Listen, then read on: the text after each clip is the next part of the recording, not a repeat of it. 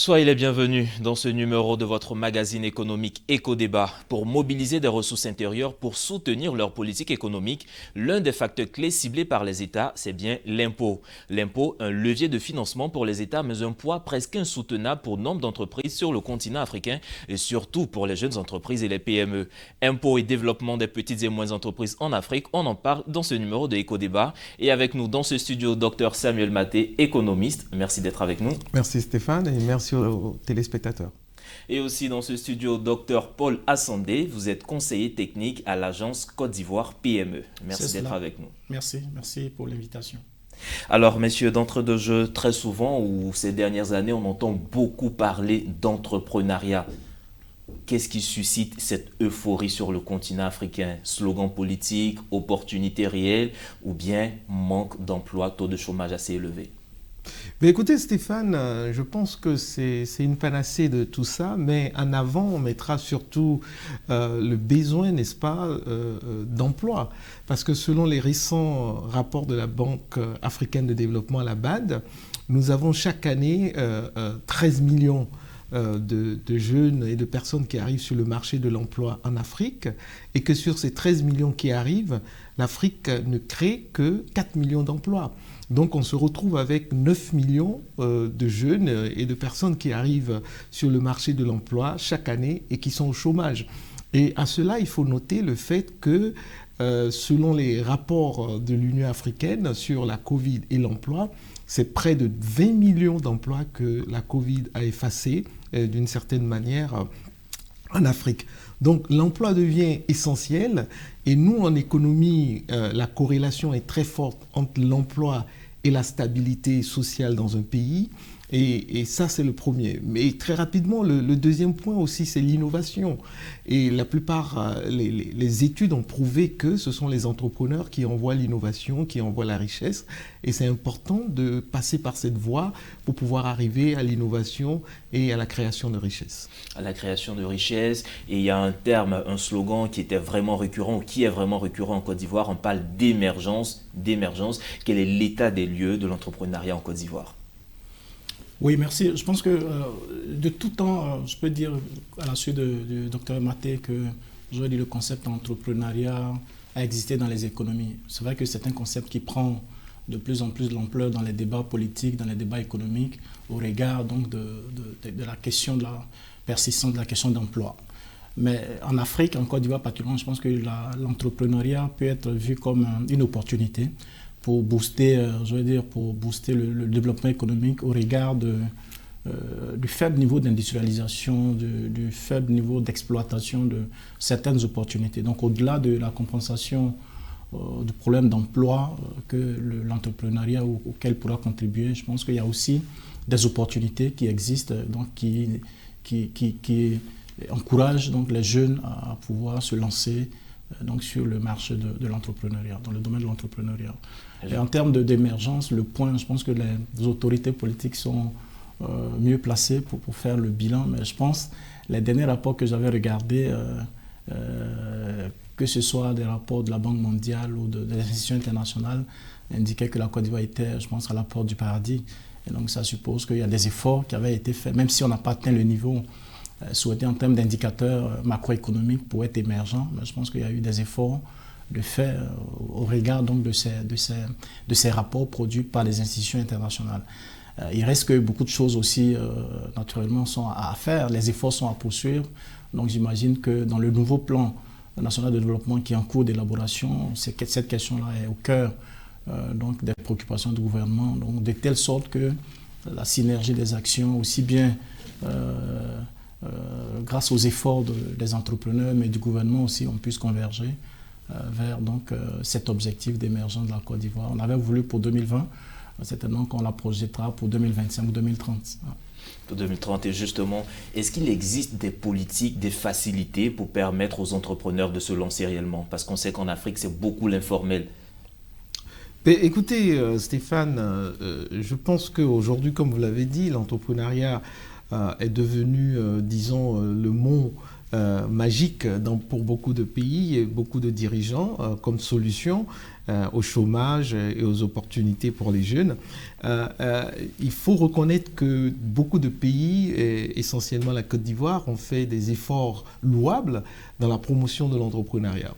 Et on a par exemple, en son temps, il y avait un ministère de l'entrepreneuriat qui malheureusement a été après fusionné avec le ministère de la promotion des PME. Et également, il y a par exemple au niveau du ministère de l'Emploi des Jeunes, avec l'Agence Emploi Jeunes par exemple, il y a des programmes spéciaux pour le développement de l'entrepreneuriat qu'ils ont fait comme Agi pour les jeunes, etc., avec des fonds importants qui étaient mis à la disposition des jeunes. Mais ce qui est aussi intéressant, le mouvement que nous, en tant que fondation panafricaine sur les questions de l'entrepreneuriat, ce que nous remarquons aujourd'hui aussi, c'est que il y a de plus en plus la société civile et le secteur privé qui s'impliquent dans l'entrepreneuriat. C'est ce phénomène que nous applaudissons des deux mains. Donc, que ce soit en Côte d'Ivoire, par exemple, il y a la CGECI, le patronat ivoirien, qui a lancé pour des fonds conséquents le concept CGECI Academy, où ils font la promotion de l'entrepreneuriat, ils font des compétitions de business plan, etc., avec des sommes quand même assez conséquentes. Et on voit également des structures, des institutions bilatérales, la Banque mondiale ou la BAD qui viennent de lancer encore des concours pour les entrepreneurs. Donc tout ça, ce sont des choses qui sont à louer. Donc ce n'est pas simplement les gouvernements. Et on observe donc le secteur privé, on observe la société civile.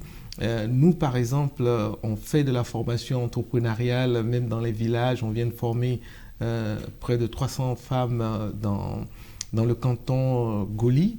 Et on est en train de former 100 000 femmes à travers la Côte d'Ivoire. Notre bureau au Burkina est en train de former 200 000 jeunes. Au Tchad, on est en train de former 55 000 jeunes. Donc, on a de plus en plus du secteur privé qui travaille aux côtés des gouvernements. Et pour terminer, ce que j'aimerais dire sur ce point, j'encourage, et c'est ce que j'ai toujours fait, pour dire que toutes les initiatives doivent être encouragées. Parce que selon un rapport de la Banque mondiale, en Afrique, les gouvernements africains arrivent à peine à satisfaire 10% du besoin en financement et accompagnement de projets entrepreneuriaux. Et ça, ce n'est pas un chiffre de désespoir, parce que même aux États-Unis, l'État américain ne s'investit pas à satisfaire 100% de ceux qui veulent devenir entrepreneurs, être accompagnés. Il y a le secteur privé, il y a la société privée, la société civile qui accompagne. Donc, il faudrait comprendre cela, et ça, c'est un de mes points. Les associations, les fondations comme la FAFED et tout, etc., qui travaillent sur le terrain également, ne sont pas en concurrence avec l'agence Côte d'Ivoire PME, ils ne sont pas en concurrence avec l'agence Emploi Jeunes, mais ils viennent plutôt pour pouvoir renforcer ces actions, et ils doivent travailler réellement main dans la main. Travailler main dans la main, vous venez de parler concrètement l'agence CI PME, Côte d'Ivoire PME. Comment vous vous impliquez? Qu'est-ce que vous faites concrètement pour les entrepreneurs et les entreprises? Comme je l'indiquais tout à l'heure, l'agence Côte d'Ivoire PME, c'est la structure d'exécution donc qui est chargée d'opérationnaliser toutes les stratégies du gouvernement en matière de développement des PME. Et donc, nous sommes, si vous voulez, la structure qui coordonne, qui pilote, qui met en œuvre les décisions du gouvernement dans ce sens-là. Et concrètement, il y a deux niveaux d'intervention. Il y a déjà les structures déjà formalisées, donc que nous accompagnons à renforcer donc leur structuration à travers un ensemble de programmes et de projets. Et puis, il y a les structures qui sont dans l'informel, et donc que nous essayons de récupérer pour amener vers donc, le formel à travers un dispositif qu'on appelle le statut de l'entrepreneur. Et je pense que ça, c'est quelque chose de très important, et donc un outil qui tient à cœur le gouvernement, dans la mesure où on est en train de pousser progressivement le secteur informel vers le formel, donc en transitant par ce statut, ce dispositif qu'on appelle statut de l'entrepreneur. Et donc je pense que l'agence Côte d'Ivoire PME est une structure assez jeune, mais qui a ambition de devenir donc une grande structure, une structure incontournable dans l'écosystème des PME. Et je pense qu'avec le concours de tous les partenaires. Nous avons de plus en plus la confiance des bailleurs de fonds qui nous accompagnent sur de nombreux projets et programmes actuellement au profit donc des entrepreneurs. Et donc nous avons, comme je le disais, des actions, nous entreprenons des actions au quotidien au profit des entrepreneurs, aussi bien au niveau de la formation, au niveau de l'accompagnement en termes de structuration, au niveau du conseil pour l'accès au financement. Voilà, donc c'est tout cet ensemble d'activités que nous déployons au profit donc des entrepreneurs en Côte d'Ivoire. Alors, moi, je veux retenir un mot que vous venez d'évoquer tout à l'heure, incontournable. L'agence Côte d'Ivoire PME veut devenir incontournable dans ce secteur-là. Mais il y a une notion aussi qui est incontournable avec le secteur ou le métier d'entrepreneur ou d'entreprise simplement. Il s'agit des impôts. Comprendre ces impôts. Est-ce qu'en Afrique, les dispositions sont mises en place réellement pour aider les petites et moyennes entreprises au niveau des impôts à se lever, à s'étendre, à se diversifier, si on peut le dire? Écoutez Stéphane, j'aimerais revenir rapidement avant de répondre à votre préoccupation. Il faudrait noter que nous saluons l'action de Côte d'Ivoire PME, de l'agence Côte d'Ivoire PME. Personnellement, j'ai eu à faire des travaux également à conduire des missions. Mais ce qu'il faut comprendre également, c'est que l'agence Côte d'Ivoire PME, pour nous, doit être une agence. Le terme incontournable, pour moi, semble ne pas être approprié d'une certaine manière. C'est-à-dire que l'agence Côte d'Ivoire PME, en tant que structure étatique, doit accompagner les accompagnateurs, au fait. Il a de manière sélective, par exemple, ils ont l'incubateur Dream Factory, qui est une bonne chose. Il a de manière sélective à intervenir, mais pour un dispositif idoine, il doit plutôt faire. C'est-à-dire qu'il fait, mais de manière limitée, pour donner des exemples, il fait des formations, etc., des accompagnements, mais la grande partie de son énergie, pour moi, quand je compare aux pays qui ont réussi dans ce genre de choses, c'est qu'il doit aussi beaucoup aider les structures privées qui sont sur le terrain pour les aider à faire. Parce que le rôle de l'État en lui-même, dans une économie libérale comme l'économie ivoirienne, n'est pas de se substituer au privé sur le terrain, mais de pouvoir les accompagner. Donc, c'est ce que je tenais à dire, c'est notre point de vue que j'aimerais partager. Maintenant, au niveau des impôts, je pense que l'État de Côte d'Ivoire, en termes d'imposition, a quand même fait des efforts. Maintenant, les efforts qui ont été faits, après,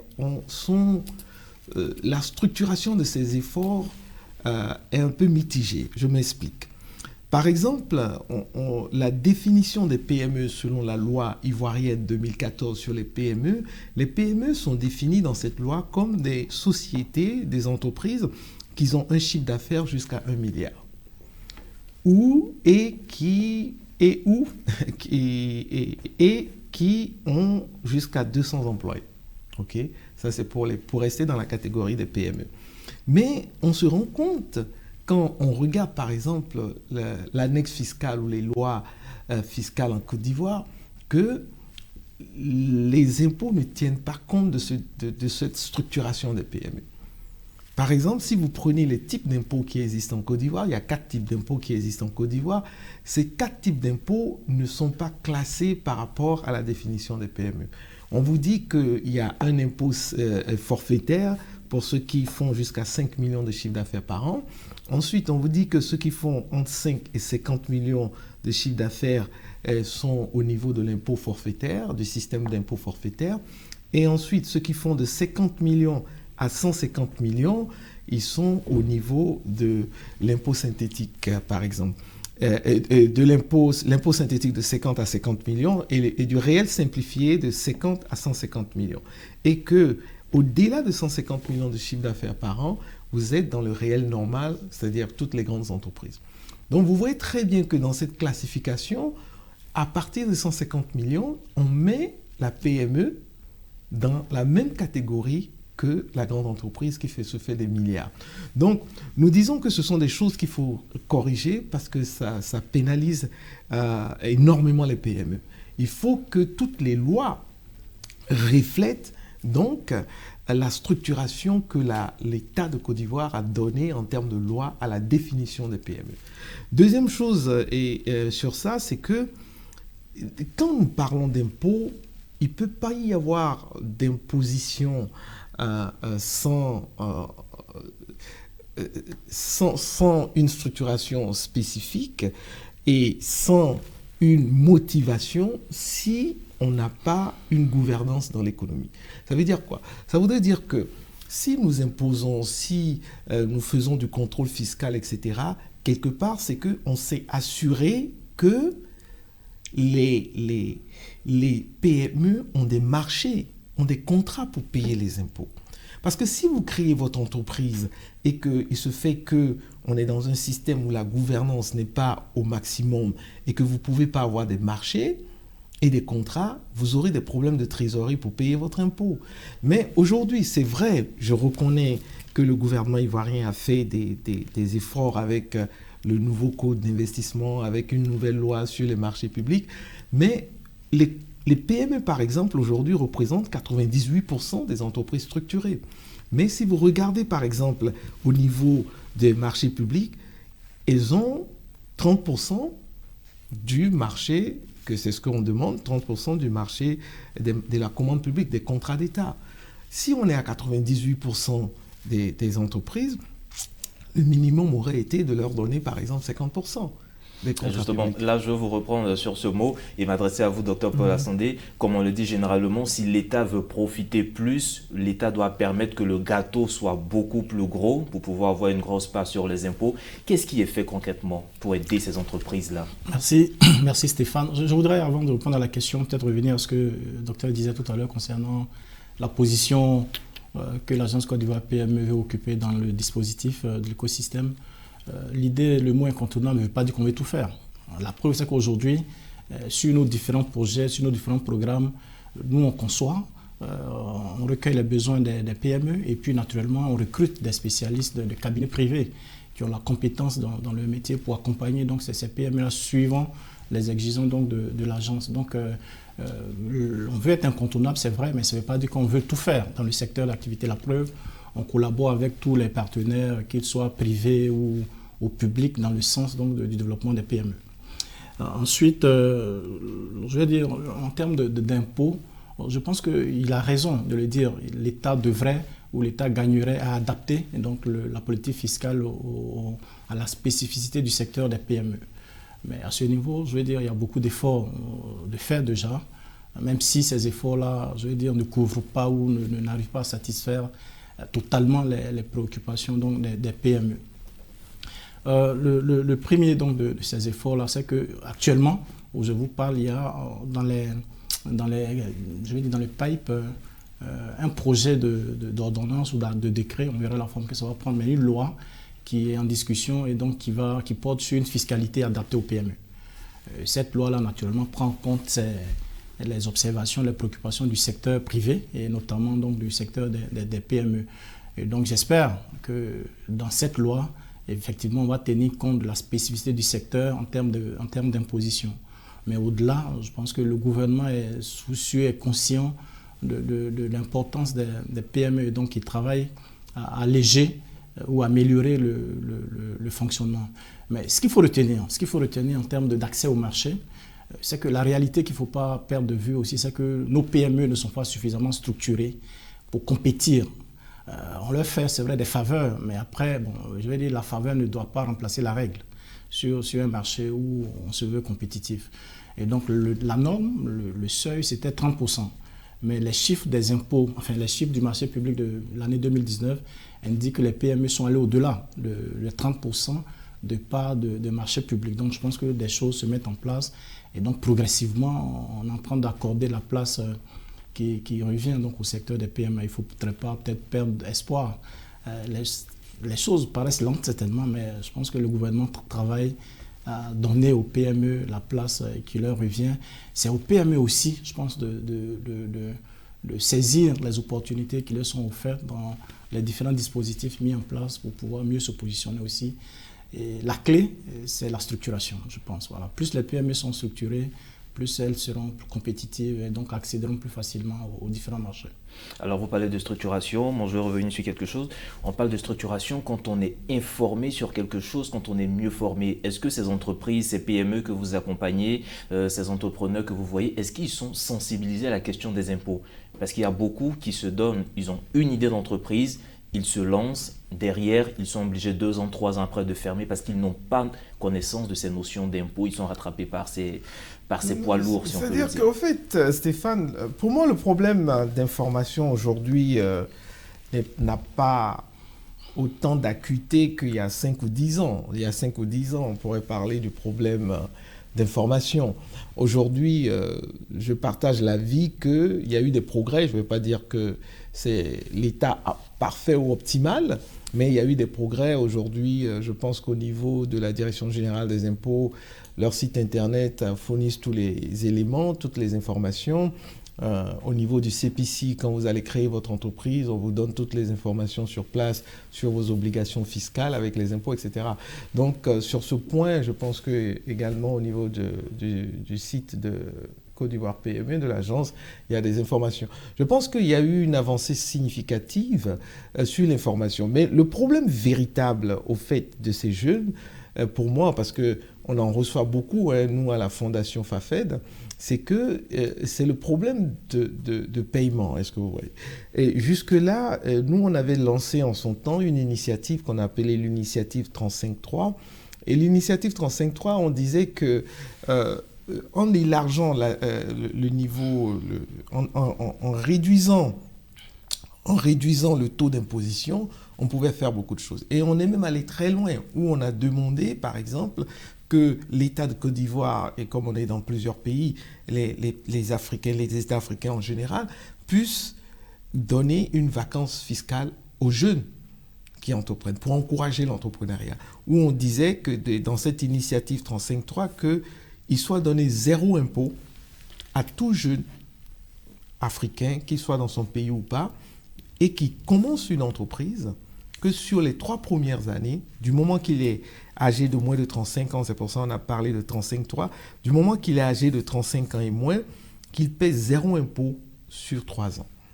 Mais qu'en faisant cela, qu'il s'engage sur ces 3 ans où il ne paie pas d'impôt, à pouvoir faire ses déclarations et à ne pas être dans l'informel. Mais qu'au bout des 3 ans, il doit commencer à payer des impôts. Parce qu'aujourd'hui, beaucoup de jeunes entrepreneurs que nous recevons sont désorientés et abandonnent l'entrepreneuriat, tout simplement à cause des problèmes et de la lourdeur fiscale. Et je tiens à rappeler que la Côte d'Ivoire, dans le classement des impôts, c'est vrai qu'on est passé à 25%, mais quand on évalue la pression fiscale, on évalue tous les types d'impôts. La Côte d'Ivoire est passée à 25% au niveau du BIC, c'est-à-dire du bénéfice industriel et commercial.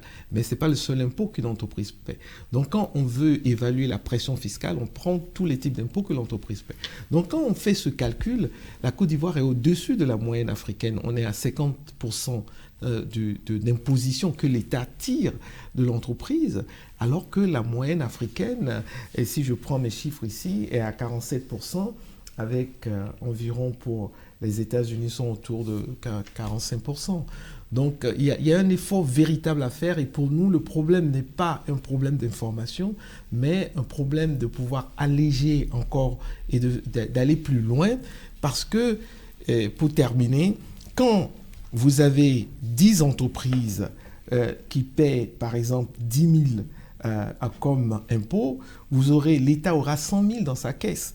Mais si vous ramenez l'impôt de 10 000, par exemple, à 1 000, et qu'à cause de ça, au lieu qu'on ait 10 entreprises, on ait plutôt 10 000 entreprises qui ont été créées, vous voyez que l'État aura 10 millions dans ses caisses. Donc, c'est à ça que nous appelons, en fait. D'accord. Et vous, docteur Paul Assandé, rapidement, on arrive presque au terme de cette émission. Qu'est-ce qu'on devrait retenir? Qu'est-ce qu'il faut véritablement faire pour aider les entrepreneurs au niveau des entreprises? Je voudrais rebondir juste sur ce que le docteur vient de dire, pour peut-être terminer à votre question. C'est qu'il faut voir le problème dans l'autre sens aussi. Si la pression fiscale est forte, c'est parce qu'il y a une forme de réticence au niveau des entrepreneurs à payer les impôts. Parce que l'État aussi a des engagements à honorer. Et donc, naturellement, si les gens n'ont pas envie de payer les impôts, il faut aller chercher les impôts quelque part. Voilà. Et donc, si les PME sont sensibilisés, les entrepreneurs sont sensibilisés au civisme fiscal et qui se mettent à payer les impôts sans qu'on leur coûte après, je pense que l'État est conscient que plus on collecte d'argent par rapport aux besoins, naturellement, on sera à un moment donné amené à réduire. Et donc, c'est parce qu'il y a des résistances qu'on est obligé de harceler, entre guillemets, voilà, ceux qui payent. Donc, peut-être que dans la communication, on peut regarder le problème sur cet angle-là aussi. Voilà. Donc, ce qu'il faut retenir, c'est qu'il y a des efforts à faire. J'en suis conscient, je pense que le gouvernement est conscient des efforts à faire. Mais les efforts, c'est aussi de part et d'autre. En même temps que l'État pose des pas, il faudrait que, de l'autre côté, le secteur privé aussi, en termes de sensibilisation, amène les différents acteurs à comprendre que l'impôt est nécessaire pour la vie de l'économie au niveau national. L'impôt est nécessaire pour la vie de l'économie au niveau national. Vous l'avez compris, mesdames et messieurs, aujourd'hui, nous parlions de l'impact des impôts sur le développement des petites et moyennes entreprises en Afrique et nous recevions sur ce plateau Dr Paul Assandé, conseiller technique à l'agence Côte d'Ivoire PME et Dr Samuel Maté, économiste, mais aussi président de la fondation la FAFED. Voilà, donc nous avons essayé d'ébaucher quelques solutions. Nous avons la solution 35.3 qui est proposée aux États, à eux de voir. Nous avons aussi, avec l'agence Côte d'Ivoire PME, vu ces initiatives qui sont lancées et peut-être bientôt une loi pour alléger la fiscalité au niveau des entreprises. Mesdames et messieurs, l'entrepreneuriat est sans doute le locomoteur de la nouvelle croissance économique africaine. C'est à nous de prendre les bonnes dispositions. C'est ici que se referme cette page Éco-Débat. À très bientôt.